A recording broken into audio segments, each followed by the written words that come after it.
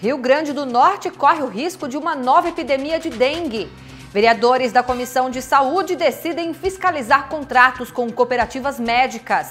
Vereadores Kleber Fernandes e Nina Souza são os relatores dos vetos do prefeito ao projeto de licitação dos transportes públicos. E ainda, ITEP emite RG social para travestis e transgêneros.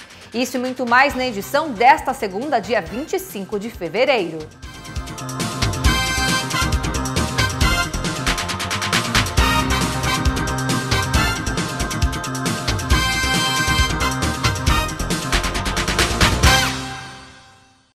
Olá, tudo bem? O período chuvoso é propício para a proliferação do mosquito Aedes aegypti. A população deve redobrar os cuidados e evitar água parada. E o Rio Grande do Norte corre o risco de uma nova epidemia de dengue. É isso que aponta a Secretaria Estadual de Saúde no acompanhamento de casos somente em 2019. 161 dos 167 municípios do Rio Grande do Norte estão com risco de epidemia de dengue. Essa é a constatação da Subcoordenadoria de Vigilância Epidemiológica da Secretaria Estadual de Saúde. De acordo com o levantamento da CESAP, nos primeiros 45 dias deste ano, já foram notificados 1.172 casos de dengue, sendo 246 confirmados. Números que superam os dados dos últimos 2 anos e deixam em alerta a vigilância epidemiológica. Até o presente momento, nós já percebemos que os nossos dados, ou seja, os casos suspeitos, já superaram os números de 2017 e os números de 2018.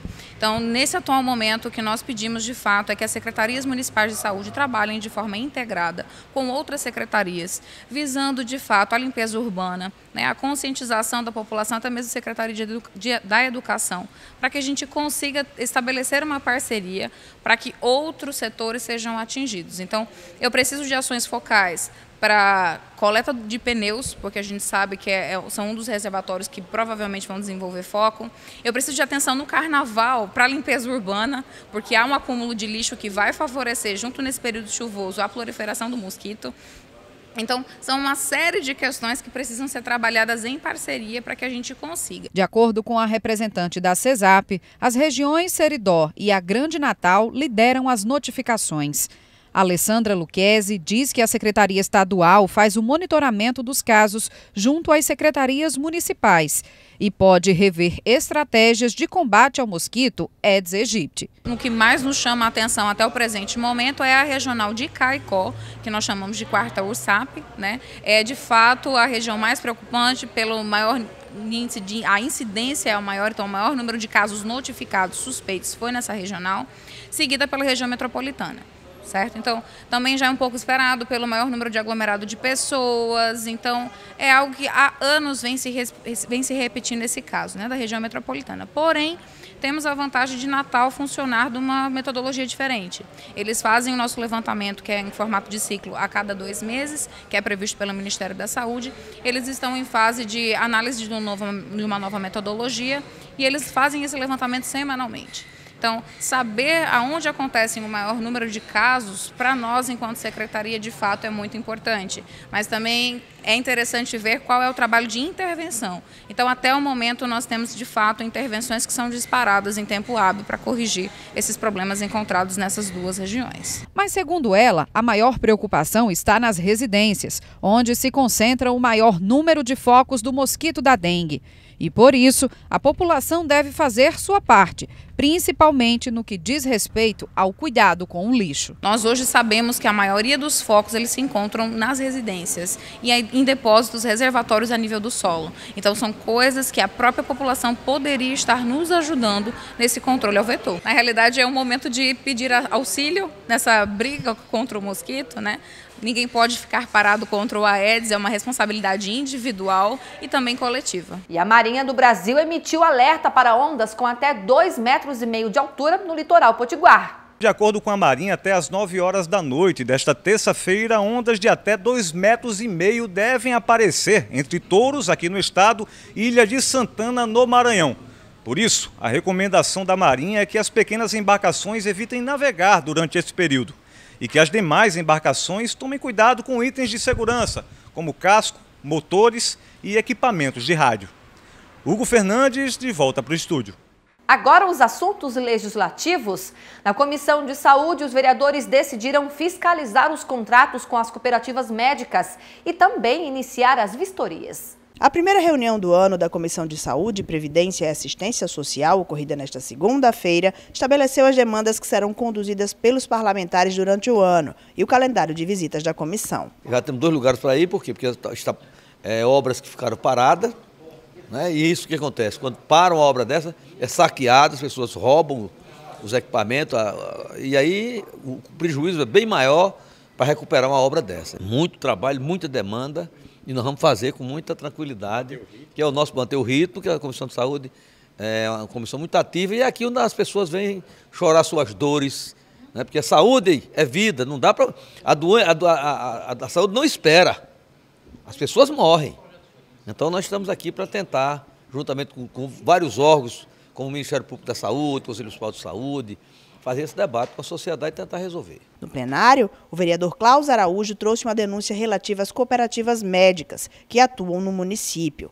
Elas estariam diminuindo os atendimentos em virtude da falta de pagamento pela prefeitura. A comissão vai apurar o caso. Fiquei muito preocupado porque um dos administradores da cooperativa, e eu entendo, a cooperativa tem 2, 3 meses para receber do município, e esse administrador estava pedindo para que os médicos se recusassem a atender, perguntando cadê o CRM, que o Ministério Público fosse atrás dele, pedindo para os médicos, quando estiverem no plantão, fossem para o repouso e esperassem a população. Quer dizer, criando um clima de terrorismo na cidade, pela má prestação de serviço de saúde e praticamente fazendo um cabo de guerra com a prefeitura. Olha, eu entendi, me desculpe se eu estiver errado, mas é tipo, como vocês estão me devendo, nós não vamos trabalhar direito. Então fiz uma denúncia aqui à Comissão de Saúde, vou trazer aqui, inclusive falei que os médicos não querem se expor, mas eu expliquei, olha, vamos fazer uma denúncia de uma maneira que vocês não apareçam, mas que coloquem os fatos. Os contratos médicos e também os problemas relacionados à falta de saneamento e às recentes chuvas também foram assuntos debatidos na comissão. A gente faz as fiscalizações necessárias, mas o que é de fato e concreto, que é de importante para a sociedade, são os contratos, é o que está escrito. Então a gente tem hoje, por exemplo, no Hospital Municipal de Natal, depois a gente volta o foco ao Hospital Valfredo, nós temos um centro cirúrgico que foi supostamente inaugurado em 2015, mas nós estamos em 2019 e nunca foi feita uma cirurgia lá. Então o contrato diz o quê? Que veio recurso para esse centro cirúrgico. Valfredo Gugel hoje, por exemplo, está faltando glutaraldeído. Glutaraldeído é um detergente que limpa, que esteriliza o material, pelo menos ele lava antes de ir para o autoclave. Então 5 litros de glutaraldeído custa em média R$50. E não está tendo lá endoscopia, hoje, nesta data de hoje, porque não tem glutaraldeído. Então, o que é que eu acho que deve ser feito? O que é que eu acredito com a minha demanda? Ir procurar os contratos, o contrato de medicamento, o contrato de insumos, o contrato de terceirizadas. Todos esses contratos irão trazer de forma transparente qual a falha, aonde está acontecendo o erro, que o recurso não existe. São problemas em cima de problemas. Se não bastasse a questão das lagoas transbordando nesse período que já se iniciou de chuva, também tem a questão por parte de lixos, que vem cada vez mais aumentando. É uma consciência de cada um que tem que partir, a educação é individual, e é um caos também dentro da saúde esse período chuvoso, porque aumenta o índice de doenças que são consequências, a gente sabe, de lixos dentro das lagoas, a quantidade de ratos que aumenta também na nossa cidade, o carro fumacê tem que estar mais presente, por o problema da dengue também vem cada vez mais aumentando nesse período. Enfim, são somas de fatores que a gente tem que estar sempre cobrando. Já na primeira reunião da Comissão de Finanças, os vereadores designaram 4 matérias para a relatoria e aprovaram 24 projetos de lei.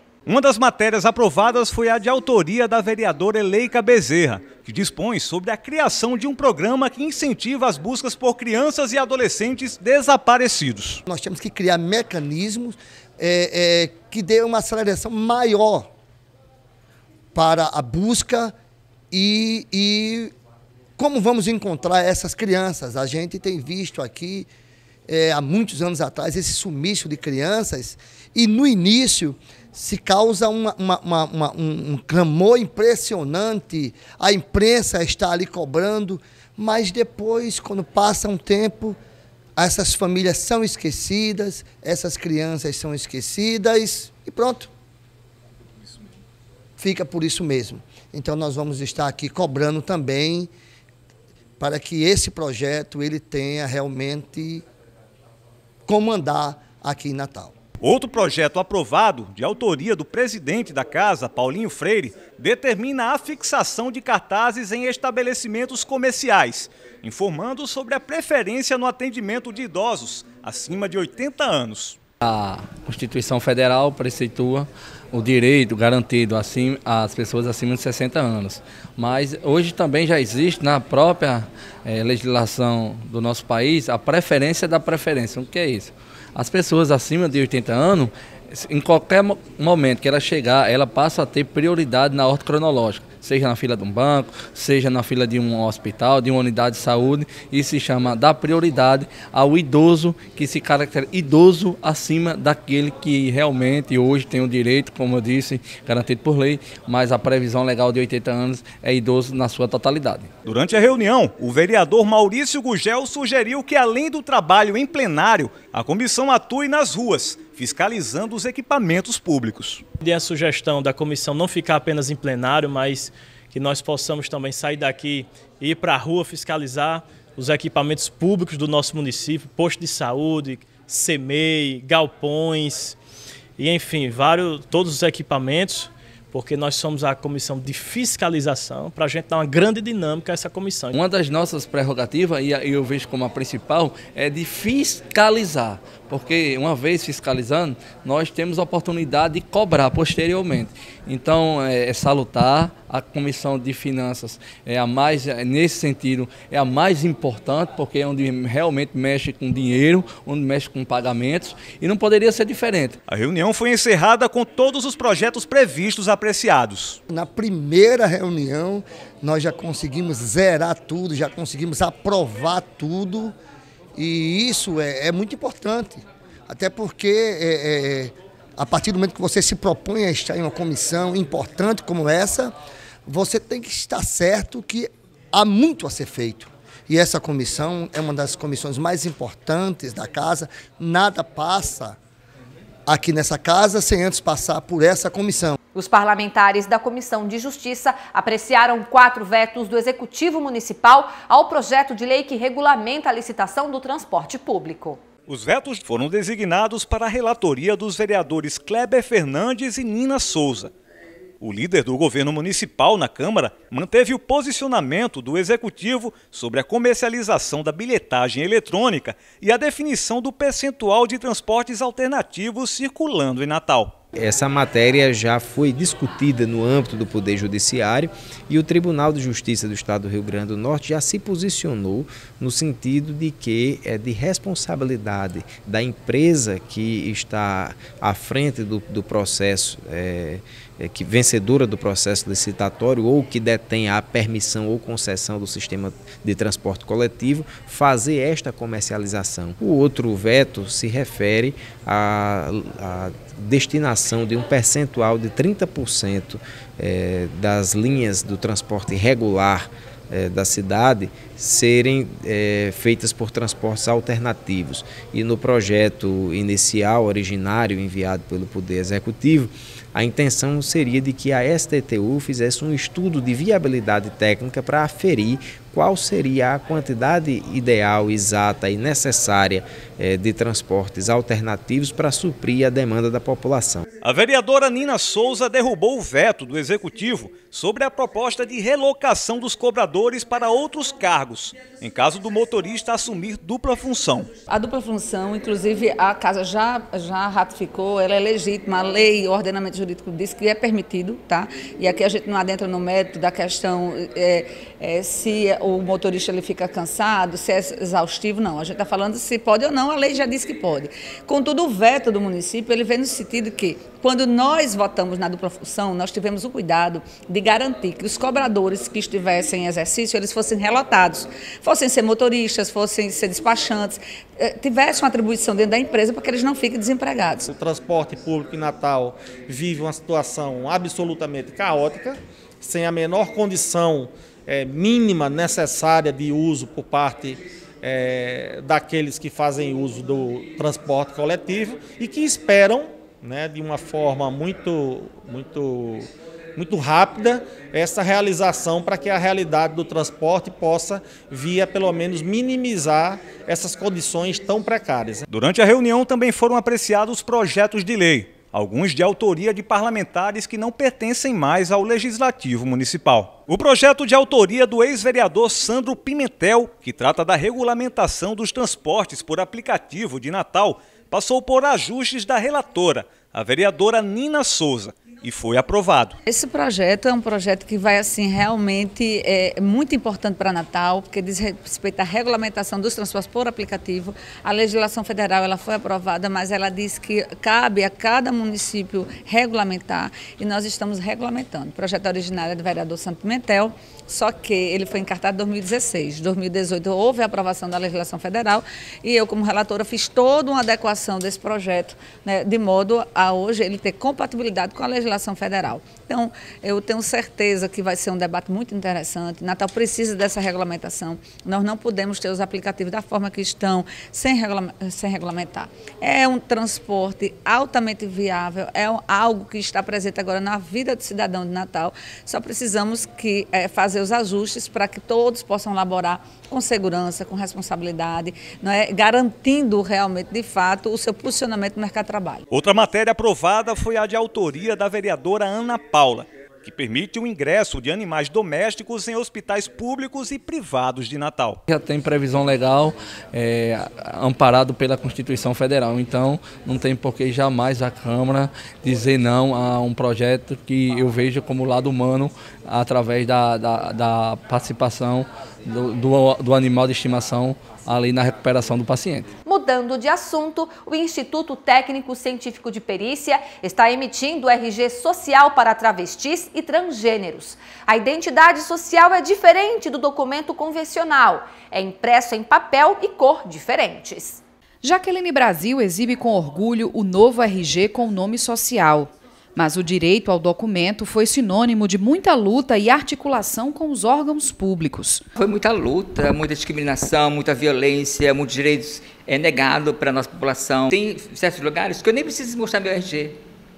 Porque só o fato de você levar essa carteirinha aqui, no Rio Grande do Norte já está sendo reconhecida, né? Então, para mim, me mostra que eu estou sendo reconhecida como eu sou. O RG social é emitido pelo Instituto Técnico e Científico de Perícia, o ITEP. O diretor-geral explica que a confecção do documento está obrigatoriamente vinculada ao RG civil. Além do nome, a diferença entre os dois documentos é nítida. O RG social é impresso em papel e cor diferentes da identidade civil e ainda traz um QR Code, que atesta a autenticidade dos dados. É bom salientar que essa identidade de nome social ela não vale como se fosse um RG, uma identidade civil, né? Ela tem que estar vinculada à identidade civil, mas ela não tem a mesma eficácia da identidade civil, né?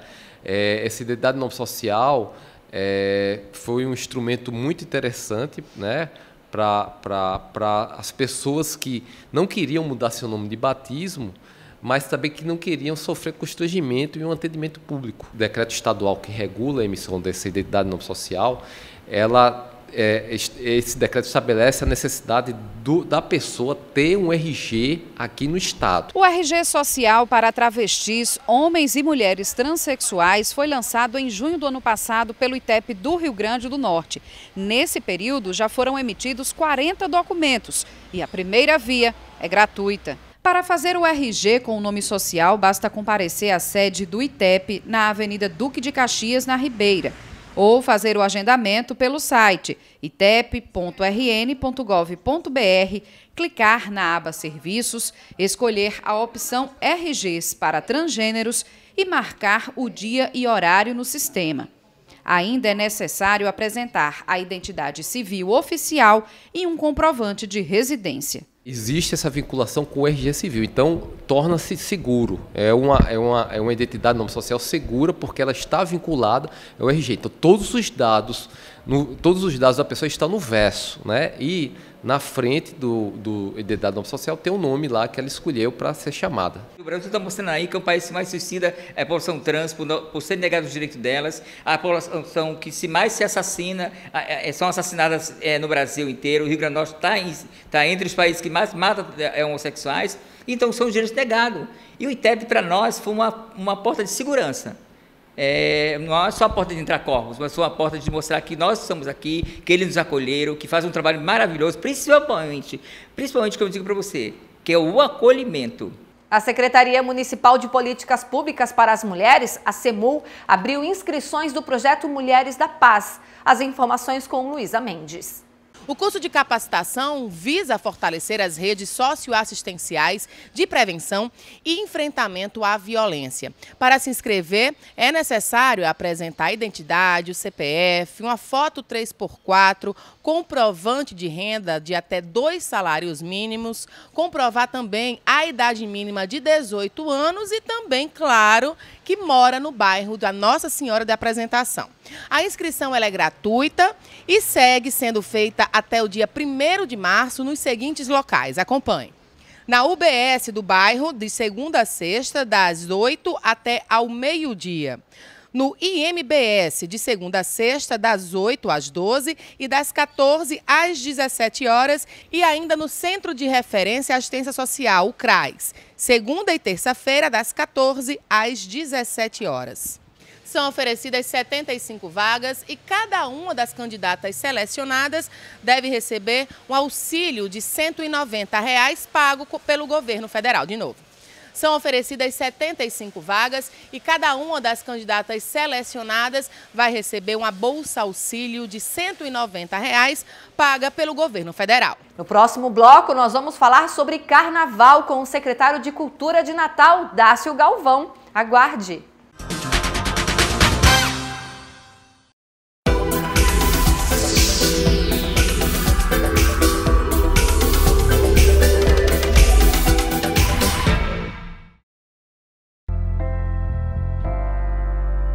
Espero voltar para minha casa.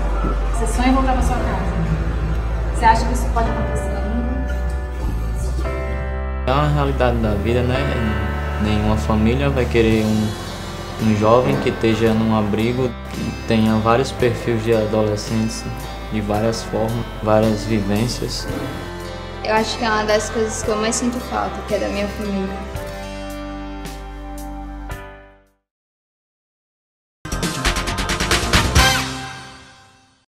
Estamos de volta com o Câmara Repórter. O meu entrevistado já está aqui, é o secretário de Cultura de Natal, Dácio Galvão.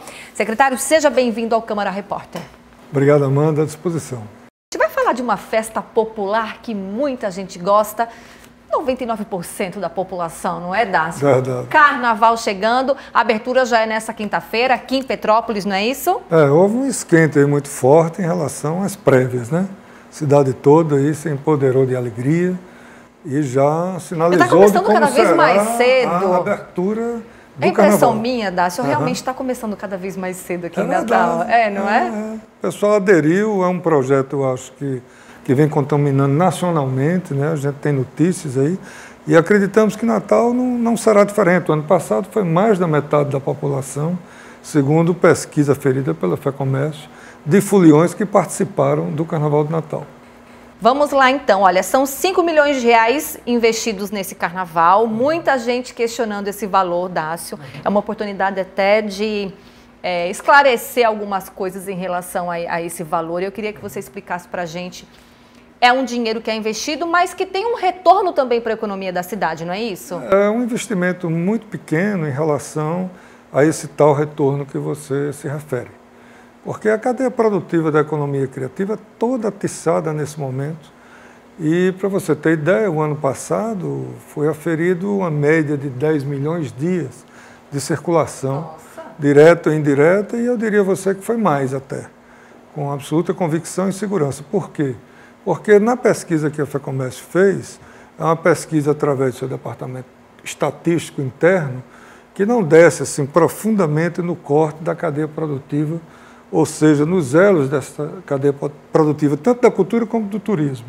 Então, eu diria que o valor foi muito mais elevado do que isso. E outra coisa, a Fundação Getúlio Vargas, ela deu uma nota no Valor Econômico, dizendo o seguinte: para cada R$1 investido em turismo, você tem 12 vezes o valor quando você agrega a cultura.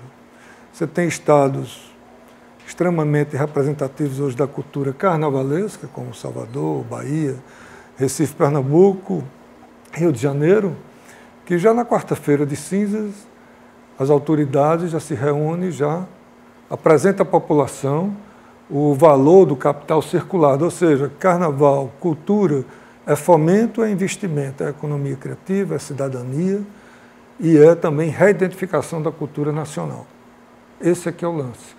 Então, esse valor não tem nada de controverso, é muito pouco em relação ao que você afere em termos de valor econômico. Agora, é um dinheiro que poderia ser investido em outra pasta ou esse dinheiro teria que necessariamente, sim, ir para a cultura? Olha, é um dinheiro que está dentro do nosso orçamento da cultura. Ademais, esse tipo de dicotomia, você está investindo em festa, quanto na saúde, na educação. Saúde e educação é constitucional. A cultura ela é fundamental, porque o ser humano ele não só vive de uma saúde física, ele tem que ter uma saúde mental, uma autoestima, ele tem que estar alegre. As doenças sociais estão aí para aferir que é necessário e fundamental. Os dados da Organização Mundial da Saúde, por exemplo, atestam aí milhões e milhões de seres humanos depressivos, etc. Ademais, a nova linha da economia, nesse momento de crise e nessa revolução digital capitalista, está provada e está em curso, né? Não só nos Estados Unidos, na América do Norte, como na Europa como um todo, que a economia criativa é o grande filão para você investir e fazer com que o capital gire, né? E isso tem tudo a ver com a questão da cultura. Muito recentemente, o governo de São Paulo criou 3 escolas na área da economia criativa. Então, ninguém está descobrindo a pólvora. O Natal tem um potencial turístico, é uma indústria limpa, né? E se ele não trabalha com esses dados mínimos que eu me referi, inclusive da Fundação Getúlio Vargas, está na contramão da própria história econômica. Mas o prefeito Álvaro Dias está atento e investiu o mesmo percentual de valor do ano passado para esse ano. Isso contentou toda uma pleide de artistas e poetas. Toda uma estrutura, né? Vamos lá, ó, tem polo então em Petrópolis, na Redinha, com 2 palcos, Ponta Negra, Rocas, centro administrativo centro histórico, desculpa, com 2 palcos, e também tem a Ribeira, onde as escolas, Ribeira Rocas, onde as escolas vão desfilar ali, não é isso? E como o senhor acabou de dizer, muitas bandas, nomes nacionais, nomes locais, como é que vocês chegam até esses nomes, secretário? Tanto para trazer nome de grande porte, para atrair os turistas para cá, mas também para prestigiar os nossos talentos. Eu iniciaria dizendo o seguinte: 99% da grade é de artistas locais. E aí você tem lançado, Amanda, 6 editais públicos, desde o reinado de Momo até para as tribos de índios, escolas de samba, atrações de palco, orquestras. E aí você tem um comitê gestor dentro desse carnaval que planeja não só o aspecto artístico, mas as articulações indiretas, né? Segurança pública, enfim, a logística de infraestrutura. E uma curadoria com expertise nessa área. Então, o edital é lançado como qualquer concurso, isso democratiza o acesso, as agremiações se inscrevem, os músicos, os artistas, e aí a curadoria seleciona como qualquer outro concurso. E aí é aferido um resultado final, democraticamente, com direito a recurso administrativo, aquele que se achar prejudicado, etc. E o artista nacional, como a gente gosta de chamar, eu não gosto muito dessa diferenciação. Essa dicotomia nacional e tal, porque ela realmente o artista que está vindo de fora, ele tem uma projeção internacional na Europa, nos Estados Unidos, isso já é fato. E são pessoas, né, enquanto agente social da cultura e tal, que têm consolidado no país a sua posição estética e artística, ou seja, eles não estão pedindo para vir aqui. Quando você pega a pesquisa, e me reporto novamente a pesquisa FEComércio, o primeiro item que o natalense e o norte-riograndense são aqueles que aqui nos visita e participa do Carnaval, elege como ponto número 1, numa zona de conforto, é exatamente as atrações que vêm de fora. E como é que a gente faz? Essa tal comissão se reúne e aponta para o quê? Você tem no país, esses 3 estados aos quais eu me referi há pouco, que significa um potencial absolutamente irrestrito, no sentido de ser a representação mais genuína do Carnaval do Brasil. Então você faz um recorte, por exemplo, com o Monobloco, que é a grande banda maior que puxa hoje no Rio de Janeiro. Aí você tem mesmo o Casuarina, que é uma grande banda de samba nova, né? Aí você vai para Salvador, você tem Margareth Menezes, Ricardo Chaves, né? Para Pernambuco você tem Antônio Nóbrega, Quinteto Violado. Então, você tem aí uma teia que já significa uma relação dessa identidade nacional com o Carnaval, que é um produto hoje vendido para o planeta inteiro, né? Você imagina você tirar o Carnaval do Rio de Janeiro, de Salvador e de Recife, e o que é que vai sobrar depois disso para se vender para o mundo, né? Não que não existam situações na área do patrimônio histórico, existe sim. Mas como cultura de massa, é fundamental esses elementos. E Natal caminha nesse sentido, para dialogar com essas forças criativas de outros estados e, ao mesmo tempo, pôr esse diálogo numa horizontalidade com os artistas locais.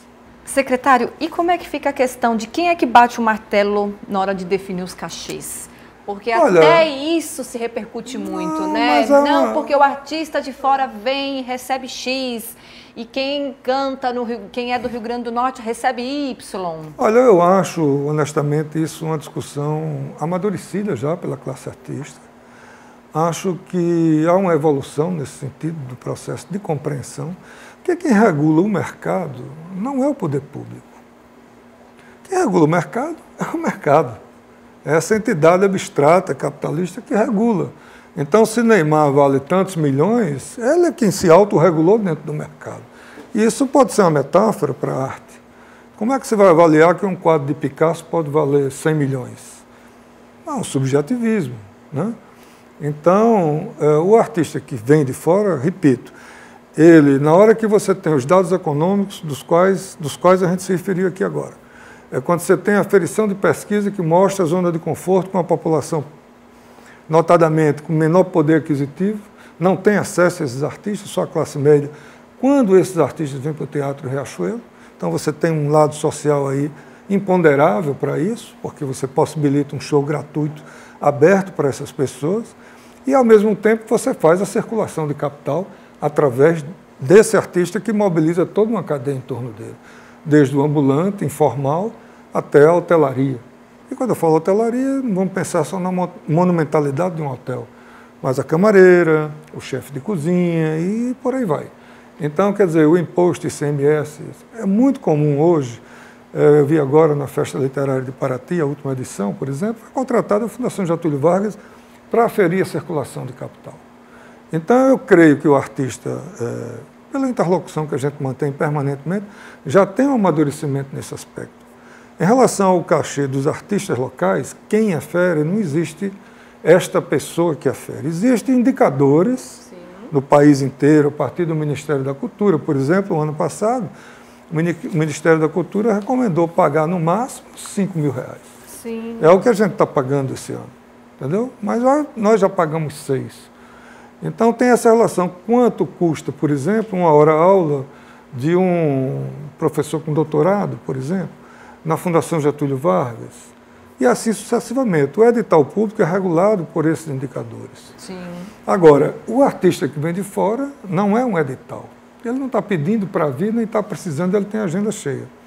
Então ele vem por uma outra forma jurídica, que é um contrato que vai ter o valor do mercado. Entendeu? E aí você tem um custo-benefício disso tudo, que é a cadeia produtiva trabalhada, azeitada e gerando emprego, renda, cidadania e reidentificação cultural naquele retalho que nos cabe. Há pouco eu falei dos polos e eu esqueci de falar um que é uma novidade, secretário, que é o polo da Zona Oeste, que fica ali no bairro Nazaré, na divisa com o Cidade da Esperança, é isso? É uma novidade esse ano. Era uma reivindicação antiga, era a única região administrativa da cidade que ainda não tinha sido contemplada, passou a ser agora com o advento do Nazaré Folia, que já acontecia, acho que 15 anos, como prévia, e nós tivemos a oportunidade no ano passado de irmos lá e tal, e a gente viu que o potencial era muito forte, convidamos e conseguimos já abrir o Polo Oeste com o sábado, o próprio Nazaré Folia, dentro do Carnaval. E aí, na sequência, vamos até a terça-feira. Tem festa, então, aí nos 4, 5 cantos do Natal. As 4 regiões. Isso assim, na programação oficial da Prefeitura. Você imagine que a cidade está toda articulada em torno disso, né? As outras marchinhas, outras bandas que tem espalhadas, né? Nós vamos ter um concurso de marchinhas na sexta-feira aqui no Polo Petrópolis, que é o concurso de marchinhas Dozinho, em homenagem ao grande carnavalesco que ele foi, compositor, etc. Fizemos ano passado, vamos fazer uma segunda edição esse ano. E aí eu acho que vai ser algo bem legal. Acho que o Buiú tem dado assim, uma demonstração de um polo popular. Né? Ali na Redinha. E é o segundo, depois de Ponta Negra, em termos de quantidade de gente e tal, etc. Depois Ponta Negra, que vem sempre se mantendo na ponta. Petrópolis foi um sucesso total ano passado, 53 mil pessoas. E aí temos o palco do Cruzeiro na Redinha, que também é algo fundamental, assim, no sentido da resistência, do simbolismo. Ali em frente o Baiacunavara, a sede do Baiacunavara. E temos o Centro Histórico este ano, muito mais impulsionado com Sidney Magal nas quengas, né? É uma opção deles, a gente sempre dialoga democraticamente. Eu acho que vai ser fantástico, secretário. Vai ser muito legal. Eu acho. E o Beco da Lama, que ganha uma nova roupagem, com a grafitagem que foi feita, etc. E vai ter um palco especial lá, com Carlos Zenz, com Irã Barreto, enfim, uma série com Jereba Barreto, uma série de artistas, com o Bloco Naziva Ribeira, a própria Banda da Ribeira vai para lá também, o Galo dos Perturbados vai estar lá também, e vai fazer uma conexão com o Espaço Rui Pereira. Espaço Rui Pereira que tem o Bar do Zé Reieira, já famoso e tal, com um aporte significativo de atrações locais, etc. Acho que vai ser legal. Tem um cortejo. Folião só vai precisar ter disposição, né? Precisa, viu? Porque, olha, Amanda, na abertura, aqui em Petrópolis, vai ter Nara Costa, depois Carlinhos Braus, mas antes vai ter um belo de um cortejo com várias cores assim, da cultura ibérica e afro-norte. A partir de que horas? A partir das 16 horas, o início da Campos Salles, desaguando no palco principal ali de Petrópolis, na Rua Seridó, no final da Campos Salles, Seridó. Mas vai ter o Coco de Zambê, vai ter o Araruna, vai ter Boi de Reis, vai ter ogães ligados ao candomblé, grupos de capoeira. Vai ser uma grande demonstração dessa composição eclética e diversa que é a cultura norte-rio-grandense. E está todo mundo convidado. Todo mundo convidado, uma festa bem planejada, a área de segurança pública bastante comprometida, Polícia Militar, Guarda Municipal, segurança privada articulada. Eu quero crer que, como nos anos anteriores, não teremos grandes problemas, não tivemos até agora nenhuma grande ocorrência, né, em termos policiais, nesses polos carnavalescos. É um carnaval que vem se caracterizando pela paz, pelo pacifismo e por um carnaval em família, alegre, para cima, de alto astral. E que assim continue. Muito obrigada, secretário Dácio Galvão, pela sua entrevista. Eu que agradeço, me coloco à disposição e convido a todos. Por favor, vamos lá, porque a festa é nossa. Nada de viajar para outro lugar, né, Dácio? A gente aferiu na pesquisa passada, eu sempre estou me referindo à pesquisa porque é o dado científico que a gente tem. Então, está provado, Amanda, o seguinte, que o ano passado nenhum potiguar foi gastar dinheiro fora, ou quase nenhum. Está provado que o dinheiro que circulou foi dinheiro do potiguar, porque você tem as estatísticas do povo de Natal, do povo de Parnamirim, do povo de Caicó, do povo de Currá, que vem para cá. Então, a gente sente que essa onda do Carnaval e Natal deu certo, a gente sente que está no caminho certo, o povo vem aprovando e essa fórmula está funcionando. Muito legal. Obrigada. De nada, disponha. Essa edição do Câmara Repórter fica por aqui. Muito obrigada pela sua audiência. Ao longo da nossa programação tem mais informações e na terça-feira eu estou de volta. Tchau.